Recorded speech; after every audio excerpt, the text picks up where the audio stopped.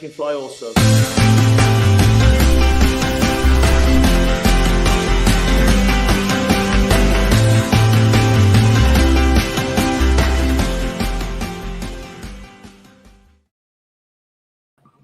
Charlotte Soccer Show.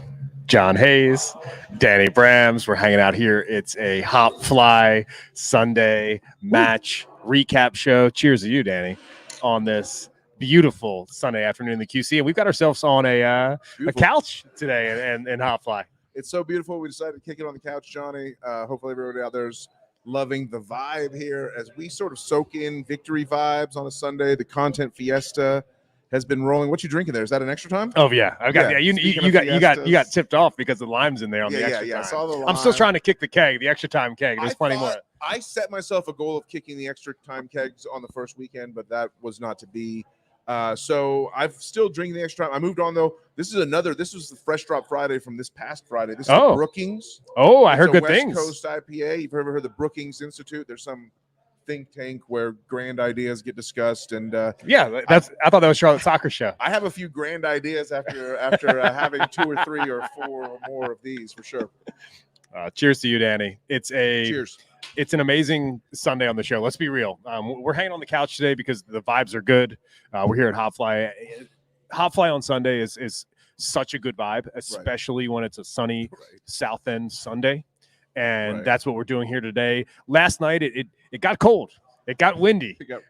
And it was almost like it felt like a repeat of the opening match. We said it was potentially the home debut 2.0. And I felt like the weather, maybe a couple degrees warmer, but it was cold last night, Danny. It was cold. It got windy by the end. And the stands were definitely less full by the end of the second half than they were at the start of the first half. And that's fine. I understand a lot of families couldn't make it all the way through because it really got cold and windy. Now it's beautiful. So, heat has returned to the Queen City. I know these microphones are so good that none of y'all can really hear the background music that's going over the loudspeakers here at HopFly. But so let me just sing it for you. I just want to fly. I mean, I just feel like I can fly today because we're winners. The funniest thing, Ashley Westwood, he didn't mean disrespect by this, but he just was kind of talking the way it might have been a slight English UK American barrier thing where he goes, Columbus Crew's coming in. They're the so-called best team in the league, and we just beat, it's like, you call someone the so-called such and such. It's in America, it usually means they're not really. I don't know if it means different in England, but it was funny to hear that. And that's just the vibes, man. Like all around the world, Columbus Crew crumbles for me.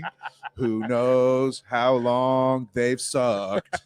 At least one day, for sure. I've got to I'm not going to apologize to you fully. Please don't. But what I'll say is, after Patrick Agyemang scored that second goal for Charlotte FC, and there was a real chance that maybe Charlotte could add a third, I started feeling pretty bad for saying that your 3-0 pre-match prediction was pretty unrealistic. Okay, so on the pregame show, I had a few too many. Let's just be real. I got to be real with the fans and the audience here. The tifos need to know that I had a few too many.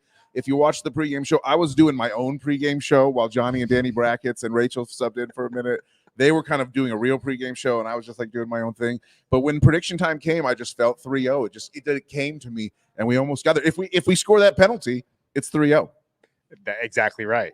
We're not that far off. Right. And I'm sitting there in my seat. And I'm thinking about that at the end of the match. And I'm saying, man, I was an asshole earlier on the pregame show. Danny almost had this right at 3-0. I was the real asshole. I was the one that felt that Charlotte FC was going to get 3 points out of this. I felt like they needed to get 3 points out of this. And I turtled when it came to the prediction. I said 1 win, 1-1 draw. And that was a safe bet. But we'll forget about the predictions. Everybody who was here at HopFly for another fantastic Saturday tailgate at HopFly. Listen, I mean, let's be real. It was absolutely phenomenal here on Saturday. It was so great to see so many people here and just enjoy our time with the friends of the show, our tremendous friends of the show, the Tifos here, with all the vendors here as well. And then my favorite part of the pregame show by far was the Danny Cam.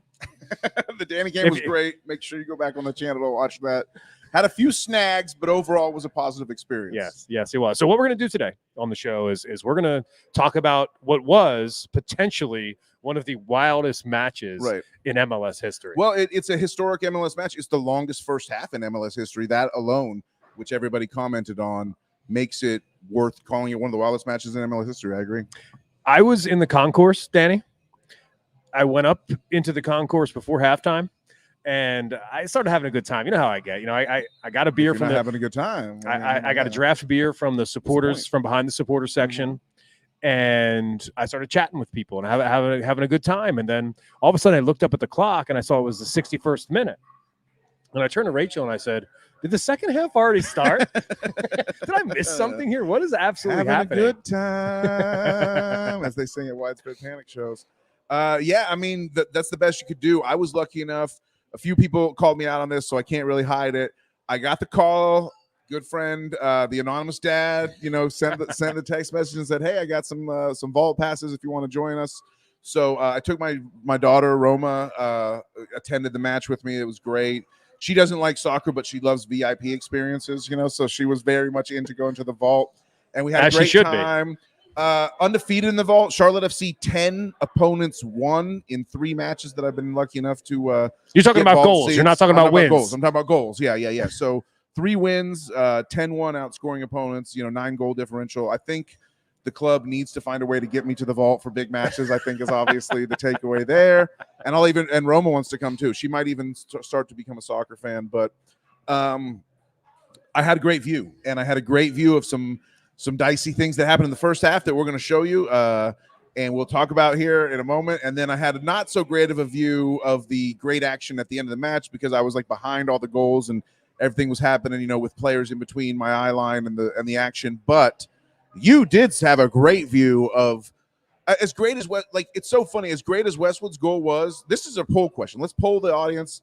We got literally tens of thousands of people around the world watching right now live on YouTube, Instagram. I like to Twitter. think our new Scottish following is watching today, excited about Lee Abada's debut next Saturday against the league leading Cincinnati squad coming into town next Saturday. If you'd asked me before the match, I would have said Cincy's way more beatable than the Crew, but here we are. Now we can go for the double. But everyone's watching, and all I can say is I want to know what you thought of Big Pat's goal, because I couldn't see it very well, and you had the bird's eye view. You were staring down the barrel of the rifle. We're gonna get there. We got a lot to show you. I want to thank everyone for being here, and let's go. Let's get into the meat of the show here, because it really starts with we played against 10 men. We played against 10 men most of the match. Yes. We're going to show what happened, why. But even before, and Westwood, the captain, commented on this, even before they went reduced to 10 men, Westwood and the boys felt like they were winning the match 11 on 11. They felt like they were doing good. They pressed. We're going to show a clip here that's going to really make you mad, but it's also going to give you a few reasons to think, hey, there's some good to take away here also, right? So let's show it. Excuse me, sorry, I lost my place here. Boom. This is the play. This is Brecht de Agra. I mean, there's not much to say about this, Danny. This was one of the most wild sequences I've ever seen. In my mind, I said, wait a minute. Djibril Diani, his home debut, he just scores a goal. Scores on his debut, and there's just chaos all of a sudden reigning. And I was so excited for Diani, and then I was so disappointed in the foul against Patrick Agyemang, which, by the way, I think it was a foul, but I think it was a soft foul.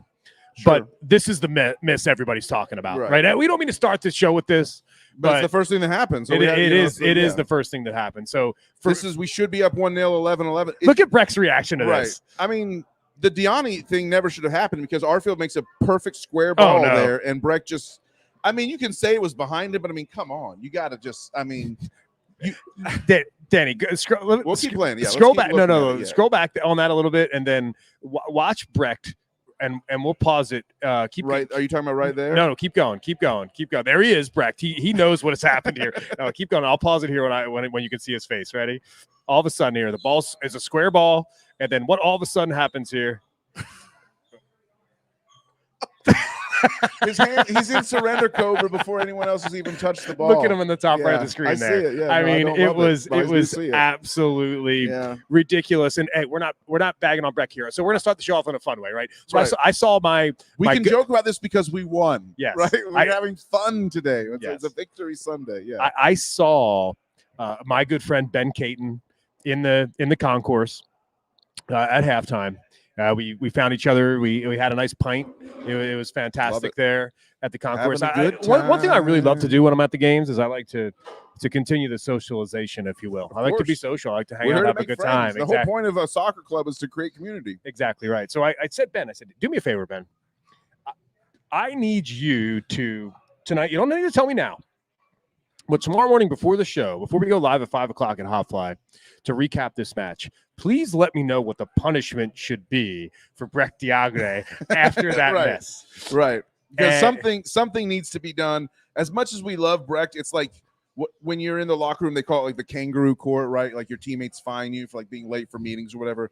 There's some type of punishment needs to be doled out here. Did Ben come up with anything? He did, yes. Okay. And I think his suggestion is fantastic. Okay. It's that Brecht needs to follow Ashley and Patrick everywhere around the building this week and open every single door for them. They're not opening a single door this week. No, Brecht is opening every single door for both Patrick Agyemang and Ashley Westwood for absolutely saving his ass from one of the worst misses. That's not behind him. That ball is not behind him. He tried to stop it.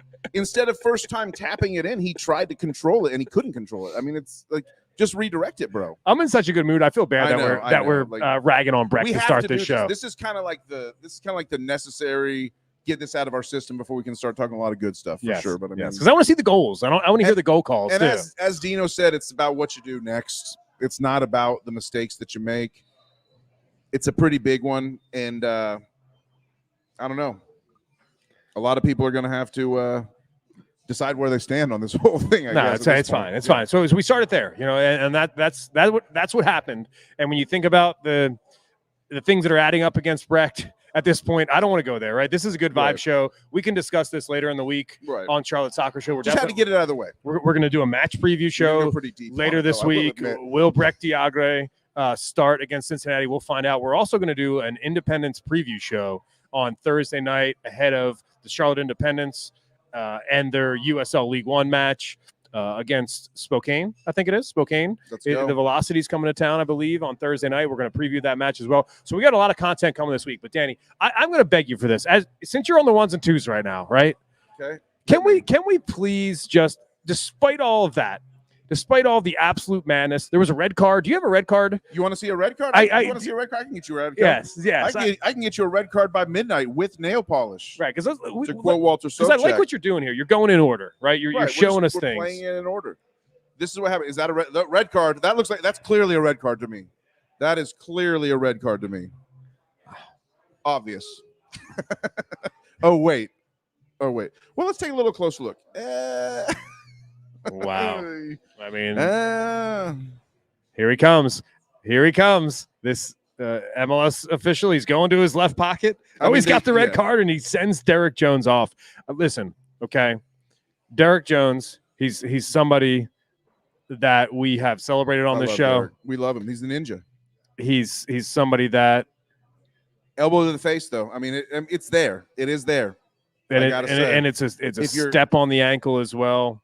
Right. If you're a Columbus fan, I first off, I feel bad for you. Second off, I understand why you're upset.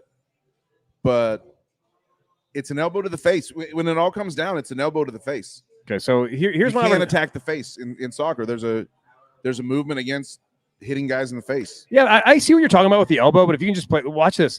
It's a right foot. It's a stomp down. It's not just the elbow, Danny. You're focusing on the elbow. I don't think it's the elbow that gets him the red. On the elbow. But there's actually there's studs on the ankle as well. You can see Ashley Westwood, and here it is a really good view of it. Right, Derek Jones's right foot. Okay, we're gonna look at his right foot. Yes, if we look at his right foot, I'm gonna take this banner down, and then boom, right there on Diani's on the inside of his left ankle. You can see it there, and that is why the red card is given. It's not because of the elbow. kidding me? I thought it was the elbow. It's not the elbow. It's the stomp there. The card said elbow to me, but I agree with what you're saying. That is a pretty bad stomp. Right, and it's on Diani's beautiful left foot. It's a play that could have potentially injured Djibril Diani, and for me, it's not an obvious red card, but for me to go to review and to change that to red is pretty aggressive. But hey, Charlotte FC needed a break in this match. Charlotte FC needed a reason to go out there and get a W. And this was, for me, what set the tone for the rest of the match. Not for the first time in the 3-year history of this show, Johnny. I stand corrected. It was not the elbow to the face. But hey, what can I say? I would have given him the red just for the elbow to the face because you can't hit guys in the face like that. Come on now. But yeah, that is a pretty bad stomp. DJ was laughing because he couldn't believe it. He wasn't really trying to stomp. He's just he's fighting for the ball there. Westwood laughed about it. I watched DJ sort of walk off the field and everybody gave him some dab. Kerwin came and gave him some dab. Everybody that was on the team last year came and said, hey, we love you, DJ. Sorry about that. That sucks. But it happened. And then at that point, it's like all of a sudden we should be up 1-0, but a dumb foul on Agyemang call erased a goal and Brecht missed. And then we got down to 10 men. It's like all of a sudden it's like we got to win this. We got an hour left, and it's like let's go get a win, right? Yes.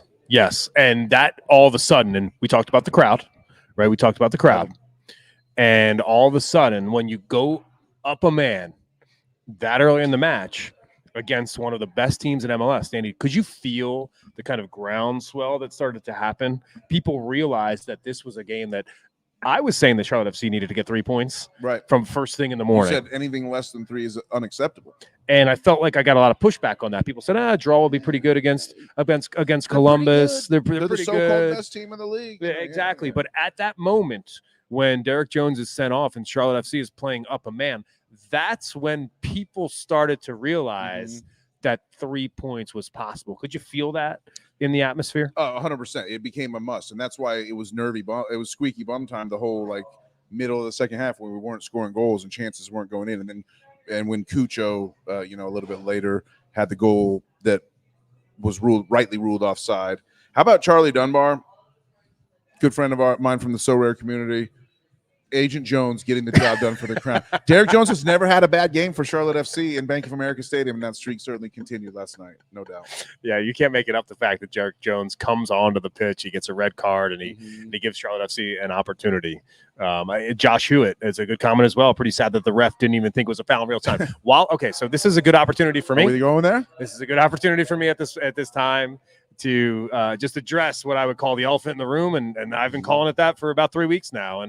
And what we've seen in MLS right now is an absolute disgrace. And the refereeing situation has become untenable. I think what we saw last night at Bank of America Stadium was some of the most amateur bullshit I've ever seen. And you saw a group of referees that had no idea how to be in control of this match. And despite the fact that there was a red card, there was a goal that was brought back, an extra PK. Playing past the 60th minute in the first half is fucking absurd. It should never happen. And the fact that it did happen is a huge... It was like 63. A huge black eye on this game. Because for me, it turned from a game into a comedy very quickly. So it's 10-minute stoppage time announced when we hit 45. And then in the midst of that, they add 7 more on top. It's just crazy. It's not only that. PK happened and all that, which we're going to show in a second. But it's not only that, and it's not only this match. I mean, it's games across the MLS that's happening. Remember, there's replacement referees, and this is the point I want to make. Right, I'm going to give you some facts on this. Right, I just don't want to sit here and say the referees fucking suck and they need to get the full-time referees back. Right, I'm going to make a clear plea to these MLS owners, to Don Garber and the MLS commissioner. It would cost you $97,000 per franchise to get the referees back working in MLS. $97,000. And you might say to yourself, that doesn't seem like a lot of money, but did you remember Patrick Agyemang is only making $67,000? So it costs more than Patrick Agyemang to get these referees back. That neither here nor there. Every club just has to dish out $97K to get these referees back working. I don't see why we can't get that done this week. I just can't figure out why we can't get that done this week before the Cincinnati match on Saturday. Johnny Hayes continuing his quest for Patrick Agyemang to hire him as his sports agent for sure. I think it's going to be successful by the end of this year. Patrick's going to get a new contract. Whether you get a commission on it or not is going to be up for debate. But I do think, and I didn't pay a ton of attention to this, but I believe Saturday morning some reports emerged that they've agreed on a framework. There's a push to get this thing forward and get a deal done. Okay. And so thinking that this is going to be fixed by hopefully. Yeah, the framework is in place. I can't think of a more corporate bullshit line than that one. Okay, with the framework is certainly in place. How about shout out Gus Sanchez, a great tifos, who's like 2 false starts on the kickoff. Like, have you ever seen that? They make him kick off 3 times. Scotty Arfield was like, "What the fuck is going on?" Yeah, it was João Pedro. It was João Pedro who was jumping the gun. And for what it's worth, I did think he jumped the gun a little bit on that first one, but at the same time, you're right. It just it felt off from the jump. And it didn't change for the next. I would say 90 minutes, but it was actually like 110 minutes. We played it was forever for sure. You know, and again, not even the first time this episode, I stand corrected because I was the guy that was out there saying, whatever, refs suck no matter what. You never even like the main refs, but these refs are pretty rough. So I'm sitting in my new seats. I'm in section 130. I'm right behind the bench. I've got eyes on Dean Smith the entire match. The reason why I'm there is because I want to read his body language. I want to see what he's doing. And Dean Smith, Danny, I mean, he was just laughing the entire match. Like he could not believe what was happening in front of his eyes. It's like he wasn't even angry. He was absolutely just smitten by the whole thing. Right. It's like it gets to a point of absurdity and we can't even be mad anymore. And I do think people have been asking Dean in press conferences and stuff like, you know, what do you think of the replacement refs? And he's like, well, his easy answer to kind of get a dodge that question is, well, I don't know what to compare it to. But we need to talk about Dean. What do you think just in general of the American refereeing standard compared to what you're used to in your home country? Because he seems to be getting more and more frustrated with it. And I'm not someone who wants to. In my heart of hearts, I don't really want to see Dean become known for like the ref complainer. That's not where I want our manager to be known as. But he did have a little bit, like he had some famous zingers that he would fire off at the referees back in England. He asked one guy like on a January match, like, "Did you get juggling balls for Christmas because you're a clown?" You know, Dino can go there. I don't necessarily want him to, but I definitely think it's a simmering story. It's a bubbling story. Dino versus American referees, I feel like, is potentially a bonus episode we may have to do sometime. You know, if we can get some sources in town, who knows? Okay, so we've made it. We're 26 minutes into this show, right? And I appreciate everybody being here. I appreciate everybody engaging us during this conversation about referees, about bad misses by Brick. Can we watch these goals at some point, Danny? We will, but here's the deal. We've actually already shown, this is what when we said off the top, we were like, this is one of the craziest matches in MLS history, and people are like, well, I don't know about that. This league's been around 30 years. You know, it's just some random Saturday night in Charlotte. How could that be a crazy match? Well, we've shown you 2 of the most clowning things you've ever seen, and we haven't even shown you the most clowning thing that happened in the first half yet. We have to show, unfortunately, one more time. We gotta show Yuri, and I gotta question Dean. This is me again. We talk about Dean versus the rest. This is Dean versus Danny Brams here, because for some reason Yuri Tavares steps up here to take this penalty and sends it into the supporter section. I don't know, man. Like, what was your thought, Johnny, when Yuri stepped up as the guy? Because Kerwin. So one thing the ref couldn't F up is that Kerwin rightly earned himself a penalty on a really nice run, got taken down. I'm thinking to myself, we're finally going to get a goal here before half. And then I see freaking Yuri Tavares holding the ball. And I'm like, no disrespect to Yuri, but I'm like, what? Before he even took it, I'm like, what the fuck is this guy doing holding the ball? Well, one thing that I did not expect from last night's game is for, one of the lone Americans on the ISS, the International Space Station, to all of a sudden have an unidentified object in their airspace. Exactly. And this ball, play this again, Dan. I don't think this ball has come down. I have to keep playing it. I don't think this ball has come down. I should have gone and got the angle from behind, but I forgot. But like, no, I like the fact that it's your video. I mean, he's going for like the hardest pot. He could have easily just slotted that thing left. The keeper was diving the other way all the way. Don't we have Dean Smith afterwards talking about that? Yeah, we need to have Dean. Let's hear Dean talk about this, because I was really like I love Dean. I think Dean is amazing. Dean's great, but like for me, this just couldn't be the one. This couldn't be what it's all about for him. Hang on a second. I've got it. Yeah, you got it? Yeah. Play it. The players will practice penalties during the week, and it's pretty much, who we feel at the time is the best person to take it. Yuri's been in really good form. His technique has been really good in training, so we just felt it was right for him to take it. He was confident enough to take it. It happens. I always say it's what you do next. Some of the best players in the world have missed penalties in big tournaments as well, like World Cups. So it's always what you do next. It is always what you need to do next. There's no doubt about that. But I think that it's time to underscore the fact that Charlotte FC has had 2 opportunities at home and has inexplicably asked both Kerwin Vargas instead of Enzo Capetti and now Yuri Tavares, who, by the way, didn't even start this match. Right. He had literally just subbed on. That's the thing. Not only is he a young player who you worry about his pressure situation there, he had just subbed on. He hadn't even really got a proper kick in the match to me. And for Dean to say, why isn't that Patrick's ball? Or I really would have loved. I thought Westwood steps up and takes it as the captain in the absence of a DP striker, but I would have been more than happy to see Patrick step up and do it as well, for sure. Patrick participated in plenty of penalty shootouts for Legacy last year. So Dean's sort of explanation, rationalization that, Yuri's been taking him in practice. He's been banging him home in practice. We like his technique. So, hey, let me just say this. I support Dean supporting his players. I think that's great. I think Dean should not go into the media and bash on his own players. That's bad news that you don't want to. That's a bad habit that no good manager would ever get into. Right. Have we ever seen that here? Yeah. Yeah. There's a couple guys I can think of off the top of my head. But one of them was like really honest about it. The other one was kind of honest about it, but behind the scenes, really honest about it. Exactly. So here's what I would say though. Here's my plea and my challenge. Dean has said famously about Kerwin's miss, about Brecht's big miss today, about Yuri missing the PK last night. What does he keep saying? Oh my gosh. Oh, there's Far. Special delivery. Far's coming in here with special delivery. Thank you, Far. There he is. Didn't even have to you can see him walking. walking. Get yourself in the shop back there, Far. Get yourself. There he is. He's walking by. He doesn't want the fame. He doesn't want the fame. Cheers to you, Danny. Well, I needed a beer. I'm going to chug this one. Look at him behind the bar. He's working hard behind the bar back there. You can see him back there. And then I'm going to start my new beer because I got a hot take question. I said this on Decoding the Presser. Stay in the channel to find it. Yes, I haven't watched it. I saw you go live this morning, and I was actually doing a pregame show rewatch as you went live this morning on Decoding the Presser, and I thought to myself, man, our YouTube page is cooking right now. Yeah, well, you should subscribe. Like and subscribe right now.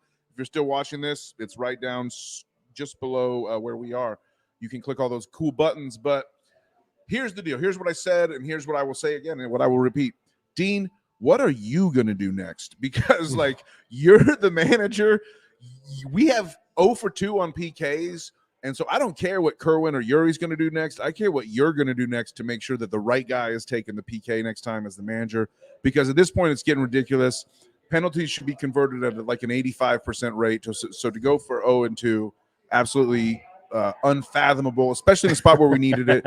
And just I get that you have to defend your decision and defend your player more than anything, but I think in your heart of hearts, Dean, you know that you would rather have someone take that penalty.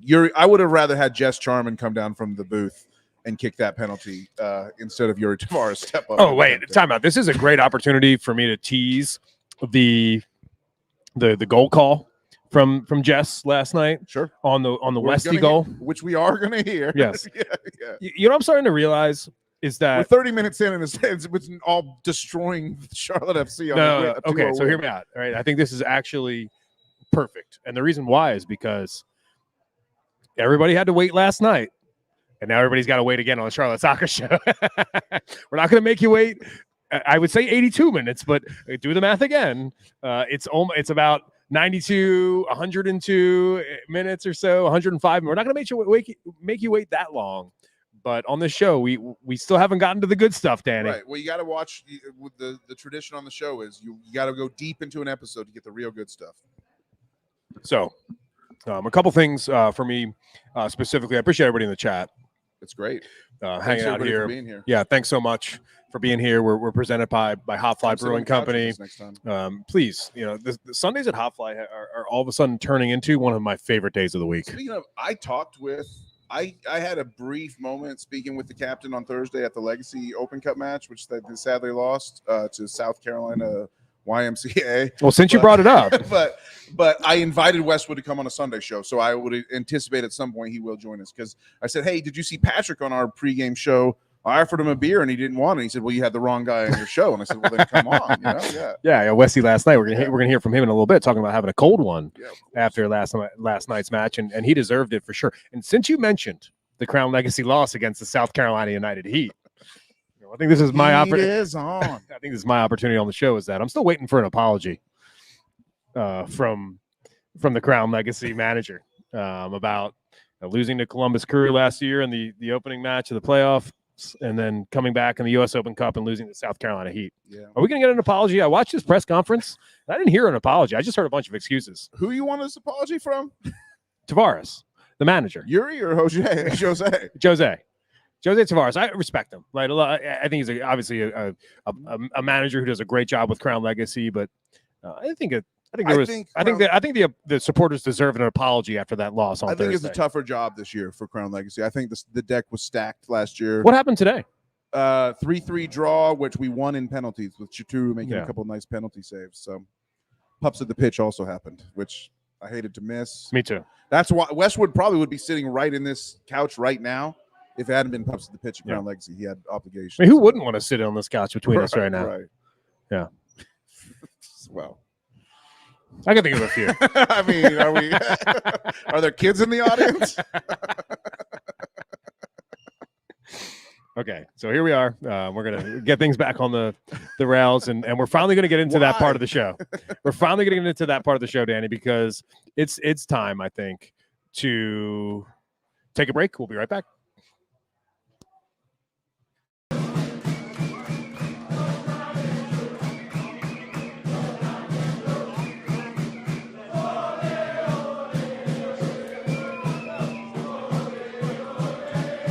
All right, we're back. Welcome back. Charlotte Soccer Show. John Hayes, Danny Brams. You know what yesterday happened? It happened yesterday on the show, or the chanting on the pregame show. Someone put in the comments that, hey, can you please turn down the chanting? And I had this mini panic attack as I was live. I was like, wait a minute, did we just do 30 minutes of the show with a lot of like chanting and drums in the background where people can't hear what we're saying? Babes, beer, and soccer. You know how I sing it. And thank goodness the volume was low enough to where when I rewatched today the pregame show, always listen. You always got to watch the tape, and that's what the club is doing today. You've got to watch the tape. That's what I did this morning for the pregame show. Hopefully they have a 24-hour rule. Hopefully they're celebrating the win still. Yes. Hopefully Westwood's not too hungover after the cold ones. I consider, and don't take this the wrong way, I'm not trying to pat myself on the back. I'm like Dean. Dean's watching the fucking tape today, okay? Well, sure. Dean's if he's not at a comedy show with Level Up Luke. Well, I thought you were going to say Connolly's. I thought you were going to say Connolly's, not comedy show. He might be at Connolly's too, for sure. Hey, what can I say? I got a new song for everybody because it's finally time to get into the good. We just basically took a half hour to tell you everything that the Crown did wrong last night in a 2-0 win over the champions. But I got a new song for everybody. We're singing it. Columbus lost to Charlotte tonight. To Charlotte tonight, I know. Little Eagles for the people. And let's get into it. Shout out to Jay and Jay. Hey, guys, just joining in. Hey to Jay. And Jay, you joined us at appropriately the right time. Yeah. There's no doubt about that, because I've been waiting to... You're right on time, Jay and Jay. To celebrate this absolute, as Jess Charman says, banger from the captain all show. The JP left side. Crossed into the middle towards Patrick. First time header. It deflects to Westwood. Half volley shot. They score! The captain puts it home! Ashley Westwood opens his 2024 account, and Charlotte's in the lead in the 83rd minute. Pick that one out of the back of the net. That's an absolute banger. Rocketed off of his boot. It's one of those strikes at the minute It comes off of his foot. He hits it so sweetly that it's only destined for the back of the net. It's a golazo from Ashley Westwood, and you see what it means to this squad. Oh, captain, my captain, way to lead by example. To JP, left side. I mean, I cannot call. even this, like, we're sitting here, Incredible. Danny and I, and the smile is just absolutely ear to ear for a couple different reasons, right? If it wasn't for my respect for the good people at HopFly and Fair who brought us these beers without us even asking, I'd get up and stand up on the table and do the Ethan Hawke, oh, captain, my captain from Dead Poet Society right now. Amazing. Oh, she Jess Sharman. Maybe I should. You can hear her on WFNZ. She does a great job on SiriusXM radio as well, SiriusXM FC.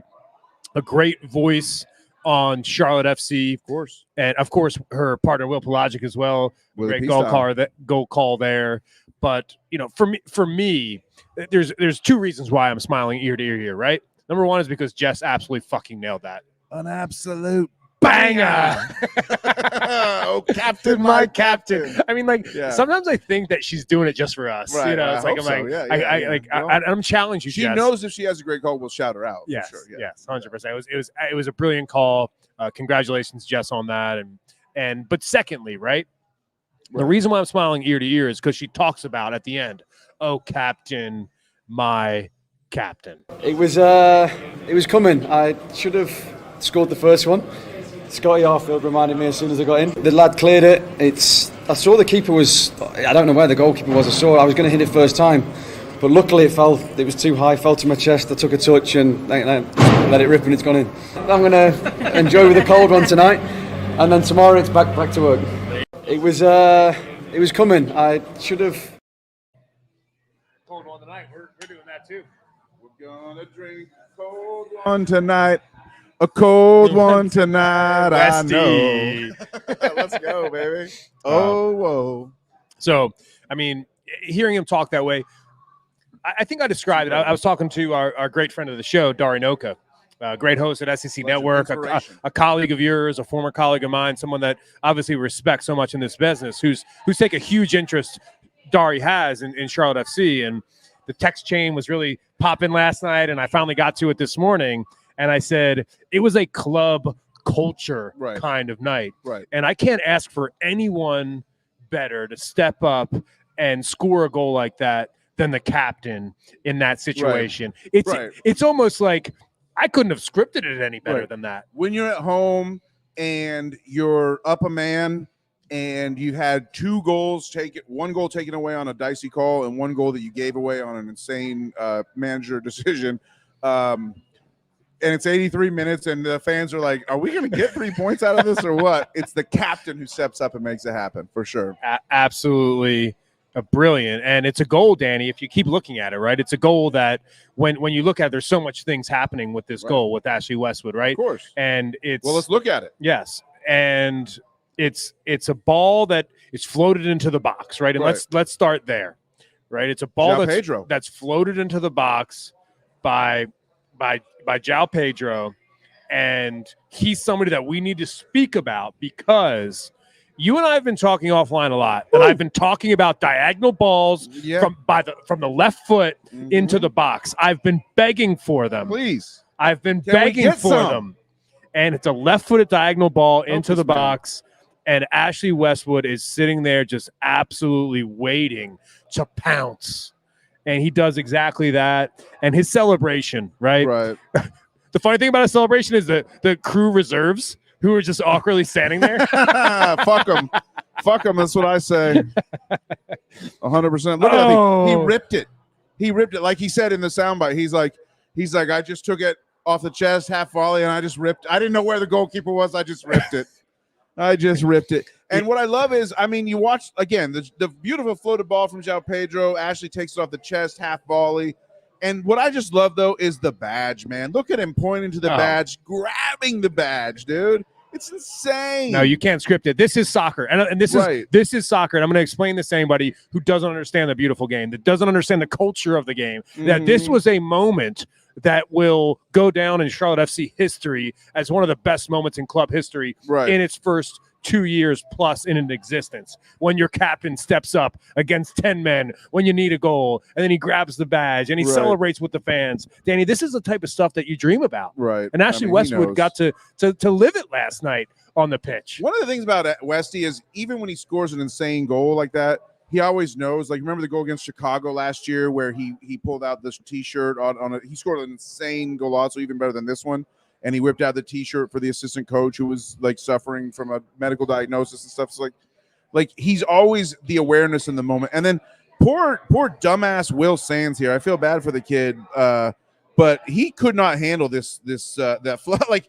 that thing. Like, he didn't head that back to Westwood. That was like the ball knocked him backwards. You know what I'm saying? Like, it was absolutely crazy. He was trying to get a touch. He was trying to protect his own box. But again, the only way he could keep Patrick away from getting that pass from João Pedro was to sacrifice his body, but it was too much because Westwood was there for the follow-up. Just a beautiful goal by the captain at a time where the team, the club, the supporters, everybody desperately needed it. The captain's contribution, we call it. Captain.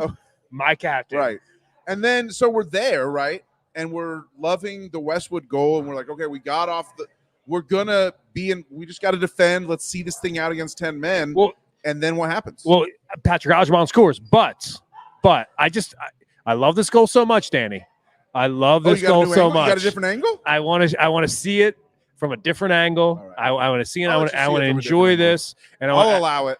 And I want to hear some of the Apple TV folks and how they looked at this goal, because it was an absolute golazo. There was a Spanish call of this goal as well. That was look at Latin Fire. Who is Latin Fire? I need to meet you, man. I always appreciate you hanging out here in our live chats. You always have great comments. I'm going to read it out loud for our podcast audience. Westy only scores fucking bangers. Yep. Let him roll it as the 10 and slide Pekovic in for Breck. Woo! I don't hate Pekovic. I mean, we could do a whole episode on Pekovic, and we probably won't even get to him tonight for time purposes. If we didn't have it here, maybe we did. Maybe I must have missed it.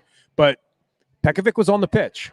Yeah. When Westwood scored that goal. Yeah. And you could see that there was in the celebration, there was a connection there between the older veteran midfielder who's captain and the young man who's trying to make a name for himself. I mean, we can tangent all the way to Pekovic on this, but I mean, like, even in the post game, Patrick Agyemang called Pekovic my little brother. He said I was so proud of him for coming in and taking a chance and making things happen. He questioned, like, Pekovic had a chance where I thought he actually drew a penalty because I thought he was fouled in the act of shooting. The ref called a foul on Nico, but Nico was great. I was happy to see him get in and try to make an impact and be on the field when the goals were scored, for sure. So this is what I wanted to show. I think this is absolutely brilliant. So just sit back and enjoy. Down to JP, left side. Crossed into the middle towards Patrick. First time header. It deflects to Westwood.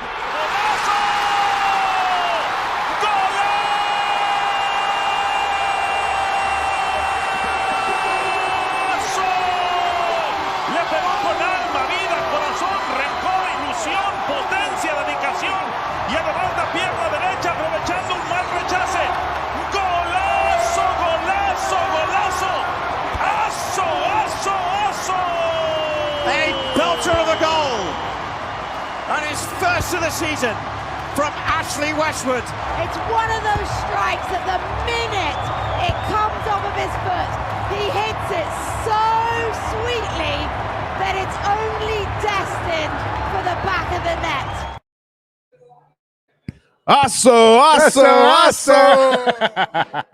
Just an absolutely brilliant call. Chuffed.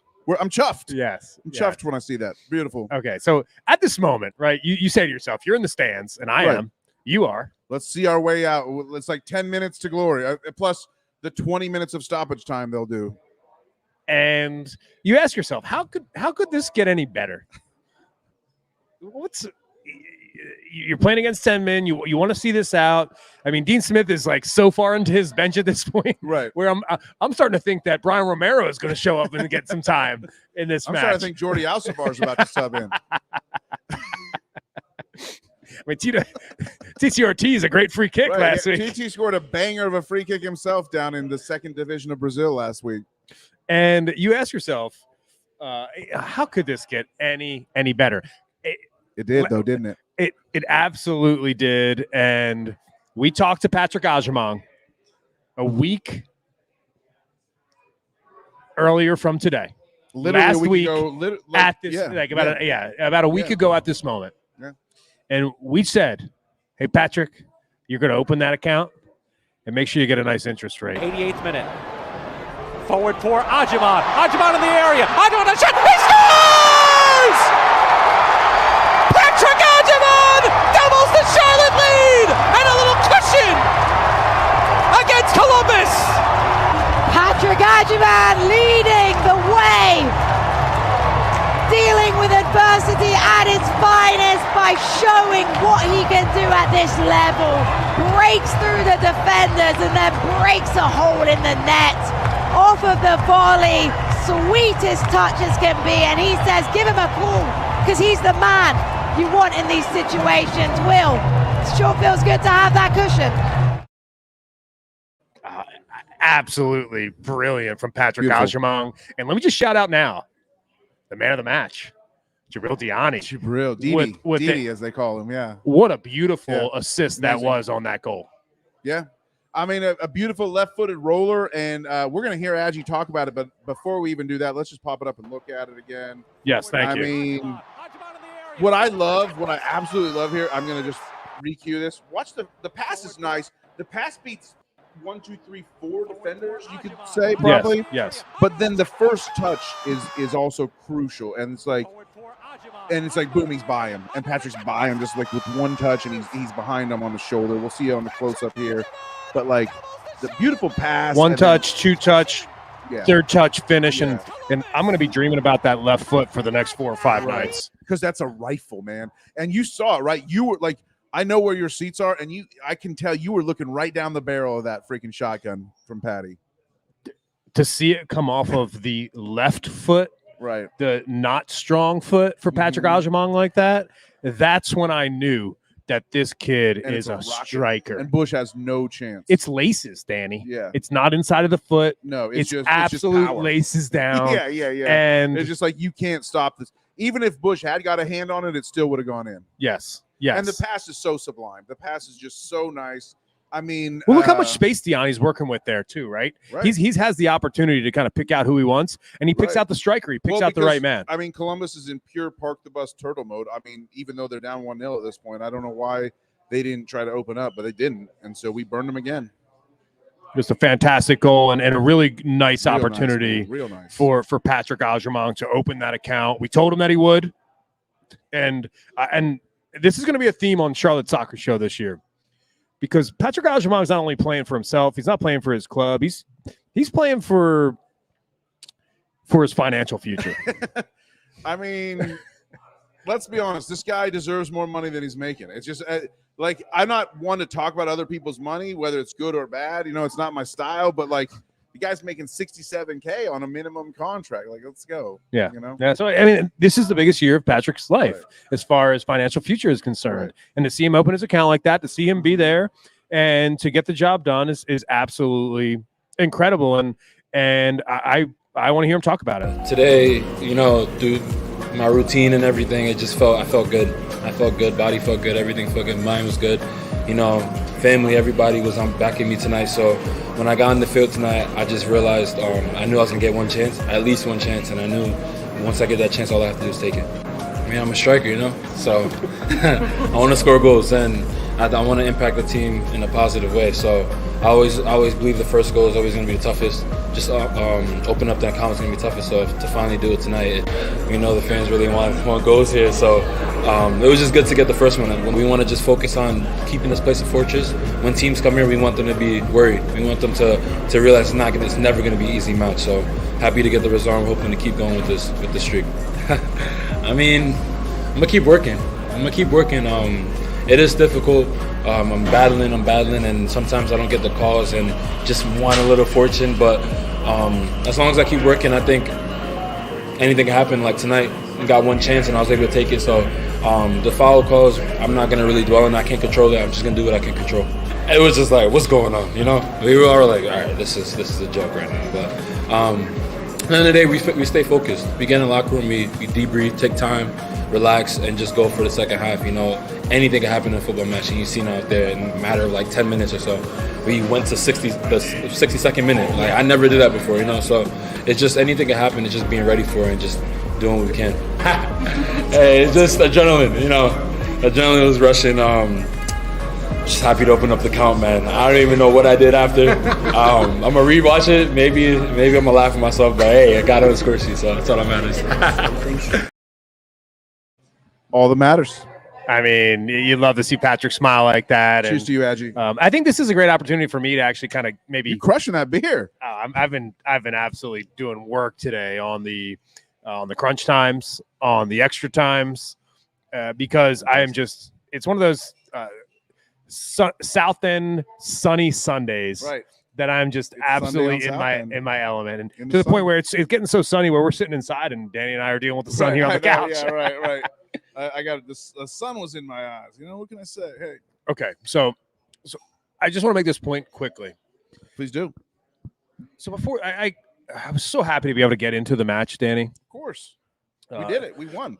When we win, we get No. deep. We get deep into the match. Well, no, I was so happy to get into the match before things kicked off. A lot of times when we're hanging out here at HopFly, we're packing up our stuff. We did a pregame show. We're rolling in late. A lot of times we've missed the opening ceremonies. So yesterday, when I'm able to get into the Fortress early, I'm in there by 7:25, which is great for me, and I'm able to be there for the national anthem. And the anthem was fantastic as always. Land of the free, home of the brave. The person that was hired to do it was perfectly on cue with what our culture here and what our Totally agree. exactly what our traditions are with Charlotte FC. And they let the fans sing the national anthem. And I looked down at the starting lineup, and it kind of hit me like a ton of bricks that there's two Americans in that starting lineup. Yeah. And I was proud of those two Americans. Yeah. And Patrick Agyemang was one of those players. And I could see how much that anthem meant to him. And you know who else I could see? So I could see Andrew Privet. And I promise you, man, when I saw Andrew Privet with his hand across his heart during that national anthem, I was just so proud as an American to have Patrick Agyemang out there representing the United States of America, to have Andrew Privet out there representing the United States of America on this squad. Two players that have absolutely balled out, who came from absolutely nowhere. Right. The kids are all right, man. It's not just about being kids at this point, man. These guys are grown into men. No, they are, but I'm just saying that as a middle-aged dude myself, I think about America. I think about the future of our country. I think about where we're headed. I see two great shining examples of what it means to be an American in Andrew Privet and Patrick Agyemang. I'm pretty happy. That's all I'm saying. Amen. Well said. Yes, absolutely well said. So, I mean, they're not kids, but to me, everyone's a kid. You're a fucking kid to me, man. No, it's what not can I true. say? I mean, think about it this way. I mean, honestly, that's a great point, Danny. I wasn't taking anything away from you, right? It's because it's true. These are two young men. Right. And to have these two young men, both Andrew Privet and Patrick Agyemang, represented the United States of America at Charlotte FC on a beautiful Saturday night match night in MLS, to me, a global game. I was at that moment, I realized, let's fucking go. Like, that was the time before the match. So, I mean, for me specifically, I just wanted to make sure I called that out, because that was a real feeling that I had. Yeah. And I wanted to make sure I shared that with you on the show today. I loved it. I loved the pregame festivities. There was a night. There was something new that I had not seen before, which was a guy in a knight costume who was walking around with a flamethrower. And I was like, yes. I was like, can we get the knight with the flamethrower and Serminti like riding a horse? Some on the field here pregame. Like, let's keep iterating this and developing it. I loved to see that. So no, I asked you. I thought that I saw it, and before we started the show, I said, Danny, did I see a knight out on the pitch last night? Did I see somebody in what is it called, mail? Right when you wear that he was wearing full chainmail armor and like a full head helmet with like the T cut out so you could see like his eyes and his nose and like his lips a little bit. And as Geslin comments, he was a giant. He was just a mountain of a man. You talk about the hound and the mountain. I mean, this guy was giving the mountain a run for his money, and he was just like, he was spewing flames. It was amazing. I love where we're going with this, and I want to see it keep going for sure. Okay, can we show Latin Fire's comment, because I think it's kind of about funny. Enzo, about Patrick and Enzo. Latin Fire comments on fire from Latin Fire for sure, no doubt. Yes, he's a good lad, and he's on fire. No, but I'm with you. I mean, this is the one I wanted to show. Anyone think Pat needs a specialist to come in and help him with confidence? Here's the deal. Enzo wants to get back. Enzo clearly wants to get back. Patrick scoring last night can only make Enzo's fire to get back even burn brighter. Right. We saw him kicking around the ball with Vargas at training last Thursday. Right. I'm pretty sure we can expect to see him giving it a go on the open portion of training this Wednesday when we get there. And I just don't want Enzo to come back too soon because he doesn't need to. I know he may feel some pressure to come back soon.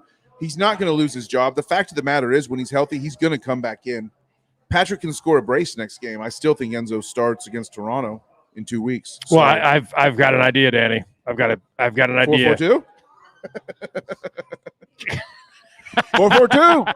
I mean, it's the gift that keeps on giving. We uploaded this graphic to our production studio literally like 9 months ago, and we still use it like almost every We're episode. never going to stop using this graphic. It's one of my favorite. I mean, 4-4-2. Why not? I mean, Enzo and Patrick together. Can you imagine? Just call Patrick a winger in theory or whatever, but just let him play up off of Enzo. Why not? Put them out there together. Why not? Yeah, totally. So one other thing I wanted to do is just like we had some different angles of Westy's goal. You got another angle? We've got some different angles of this Patrick Agyemang goal late in the match. Forward for Agyemang. Agyemang in the area. Here's a chance for Agyemang. And Patrick Agyemang doubles the Charlotte lead. They're calling for goals, and Pat is picking up. Breaks through the defenders and then breaks a hole in the net. And that should do it in the Green City for a famous victory for Charlotte FC.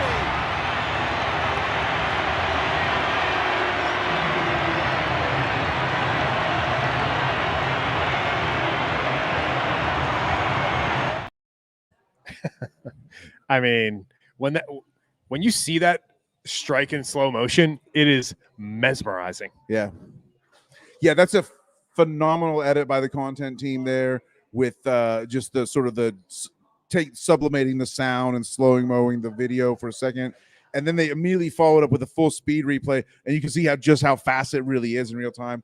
Absolutely amazing. Great job by the edit team. Love to see a great edit. We do a lot of editing like in our real lives, in our professional lives. I do some quick edits here, for content for the show that I was like, that could be way better, but I'm just going to put it out anyway. But the real deal content creators inside of AHPP are having a field day with this victory. Yeah, that was great job, absolutely incredible strike and great job. And not just to the content team that works for Charlotte FC, great job to the fans, right? Because the fans showed up. Right. The fans waited. After Ashley Westwood scored that goal, it was not an exodus. People didn't leave. No. People waited. And Patrick Agyemang talked about the supporters and the impact that everybody has had on him and the club. What you say, man? Like, without these fans, I don't know what's going to happen, I never experienced anything like this. I say this every year, but it's crazy. I always get another adrenaline rush when I'm playing at the bank, and just hearing everyone screaming and supporting us, no matter what's happening. We're missing chances, we're down, we're going to, like, whatever. It's always a constant support. So we're forever grateful, and we just want to keep providing wins for them. I mean, could you ask for a better comment than that? What do you say, man? Without these fans, I don't know what's going to happen. I mean, that's as good as it gets, man. Yes, and he just wants to provide more wins, right? It wasn't just about Saturday night against Columbus. It was about the rest of the schedule, right? And it was about a schedule that's going to get fast and furious here soon, Dan. And it's about he's like I keep saying it. What did he say in that sound? I keep saying it, but they just keep showing up, and like.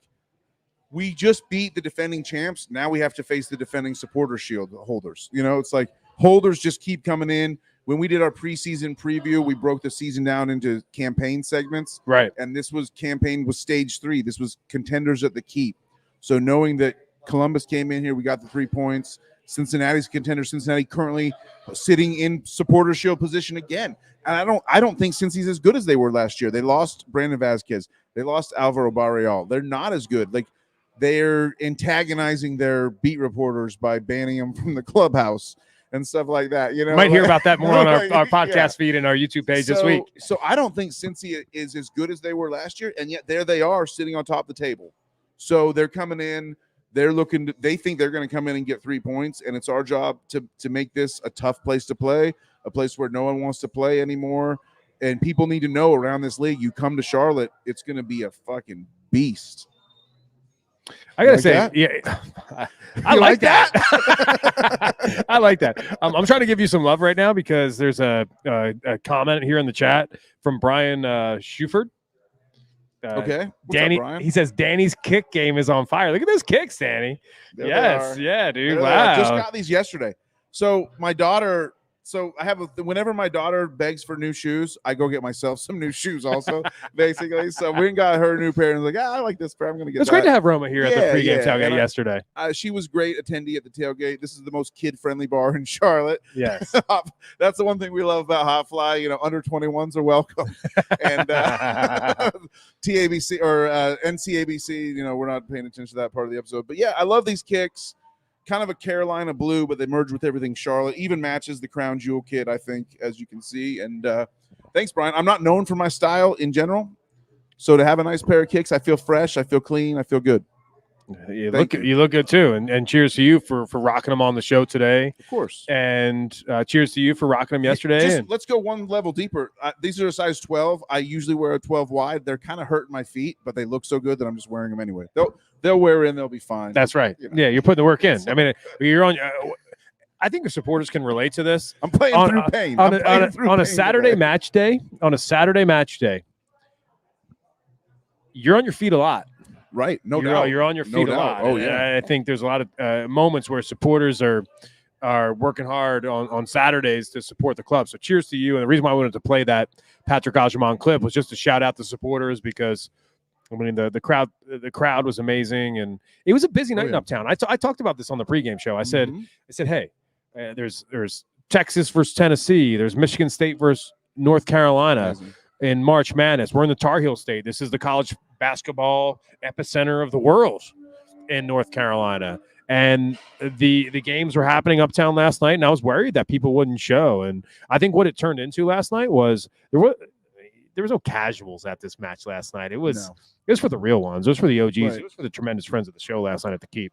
I think so. And I think, but because we got the win, I think with the, shout out our boy, our buddy Joe LeBou, president of the club. Probably he's not only has the best title of the club, he's the best cheerleader for the club. He's always out there trying to make sure attendance is high and get people out. He's out there always tweet on match days. Don't worry about this negative weather report. Show up with a cap to the Keep anyway. Yeah, he's good at selling tickets. So there was all this conflicting weather information all week, trying to depress attendance. Not, just like and eventually we knew it was going to be fine. It did get pretty cold. That hurt.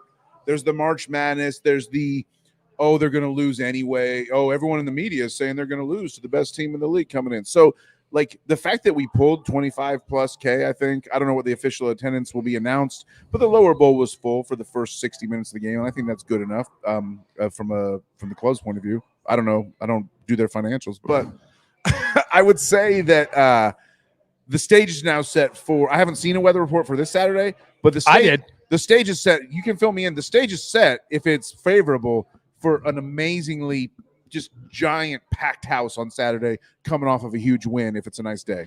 Really appreciate everybody who's watching us on Instagram, including our friend Greg Franco. And he commented on our Instagram page as he's watching us. He says, high of 76 next Saturday. Oh, God. It's getting to be that time of the year, Danny, here in the Carolinas where there's no middle ground, is there? No, I mean we're getting ready for a sun splash. I'll take it because the wind was. I stayed the whole game, but the wind was horrible. It was rough, and my little one was trying to drag me out of there from about 20 minutes after kickoff. So yeah, way to go! I appreciate you. I appreciate everybody who was here at HopFly during our tailgate on Saturday. We're going to be back here doing it again. This coming Saturday against Cincinnati. It's a massive match. Cincinnati is the first place team in the East. Are they the first place team in MLS overall? You put me on the spot, I'll double check, but it won't take me long. Stand by.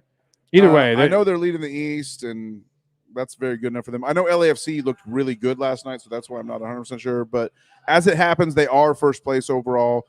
And in fact, there's 3 Eastern teams in the top 4, and there is 5 Eastern teams in the top 6. So everyone who said that the East sucks and the West is the real deal in MLS this year, it's not looking so early in the season. Yeah, that makes sense. I think that there's a lot of people, Danny, for what it's worth, and I'm not trying to be disagreeable, that said the East was stacked this season heading into the season, and I think Charlotte FC is a big reason why. Remember I told you that on the show? Yeah. Remember I said, hey, the East is stacked, and here's why, because Charlotte FC is fucking good this season, and you're if you want to come to Charlotte and get a win, it's going to be difficult, and Cincinnati's just not going to waltz into the real Queen City and win on Saturday night. So it's that time of the show where we're going to wrap things up here. We appreciate everybody being here.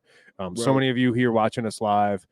Anybody who's watching us who have only seen some of the show, you can rewind to the beginning. This is going to publish right afterwards. You can check out the entire show. For anyone who's listening on Monday mornings, if you've been here the entire hour and 15 minutes that we've been doing this, go back and watch it again at your office computer this week and give everybody in the business a treat. What we're going to do is we're going to publish this on our RSS feed as well. So whether you're listening on Spotify, whether you're listening on Apple, on Google Podcasts, you can get this audio anywhere. Always appreciate, because Danny, I know that you're a TV guy. I know that you're a video guy, but I'm always looking out for our audio listeners, my friend. Well, it's multiple platforms, and I am a TV. I'm a video production guy. Since we added the YouTube channel this year and really went after it, it's like reinvigorated me. You know, I love to publish all the edits there, but I also commute a lot. I drive all over this freaking town, and I get stuck in traffic all over this freaking town. And you know how it is. You can't, the YouTube app, it doesn't continue. Like, if you have the YouTube app and you try to slide out of it and they make you pay for it. The premium and the blah, blah, blah. If you have the Spotify, if you have the Apple Music, if you have whatever podcast app, you can just set it and forget it. You don't have to worry about looking at your phone while you're driving, which you shouldn't be doing anyway. And you just set it and you just go and you just listen. So I love I'm the audio. I'm a huge podcast listener, audio guy as well. So that's why we take care of everybody on this show. Cheers to our audio listeners this week, hanging out, listening to the match recap show. It's the Charlotte Soccer Show. You can follow us on X at For the Crown Baby. You can find us on Instagram at Charlotte Soccer City. And don't forget, we're going to have our weekly newsletter, Match Week Monday, on our Substack coming out this week. Just go to Substack and you can find it on our Instagram page. You can also find it on our X page as well. Match Week Monday, our weekly newsletter coming out. We're going to make sure that you get all the highlights from the weekend, but also we're going to spin things forward. We're going to look forward to this Cincinnati match on Saturday night. I think after this win against Columbus, Ohio, and this Ohio's two-step, if you will, right? All of a sudden you're looking at this match, Danny, on Saturday against Cincinnati, and you can make the argument that this is just an absolutely massive match, not just because of who we're playing, about getting up to 10 points in the East this quickly, right? Puts you in a really damn good position. We'll start doing table updates daily if we can win this match against Cincy for sure, because it matters. I think there's every reason to expect 3 points. You had a lot more confidence than me going into this Columbus match. You expected 3 points. I didn't. And we got them. I got drunk enough to expect 3 points by the end of it, by kickoff time. But I do it. Maybe now I'm drinking the Kool-Aid, but I expect it. I think we got 3. I think we got 3 coming for sure. Thank you so much. There's Farr making an appearance at the end of the episode here. Cheers to him over my left shoulder. Here he comes. So we're going to say goodbye to you. And there's only one way that I want to say goodbye tonight, Danny. And it's just with another highlight package, right? I just want to watch this Westie go one more time. For anybody that's hanging out with us now, and you're thinking about, hey, what is this club? What does this club mean? Right. Join the movement. What is Charlotte FC? Right? There's just 54 seconds of tape that you just have to show somebody this, and you got to say, hey, this is what you're missing, and this is what Charlotte FC is all about. So we're going to be back later this week. Remember, we've got an Independence, Charlotte Independence. Home match on Thursday night. We're going to do a pregame show. Can we get this couch out to American Legion Memorial Stadium? It's pretty comfortable. Yeah, we'll talk to Farr. I think he's around here somewhere. We'll talk to him. We will be live, though. We Thursday Night Lights. We certainly will be live. Can't wait. Thirsty Thursday. Yes. $6 domestic tall boys at the Independence match. Do they still have the Zero Fuchs Givens? I hope so. So, because that's what I'm going to be drinking. I certainly hope so. So it's Charlotte Soccer Show. Find us everywhere. John Hayes, Danny Brams. Until next time. For the crown, Westy. The JP left side.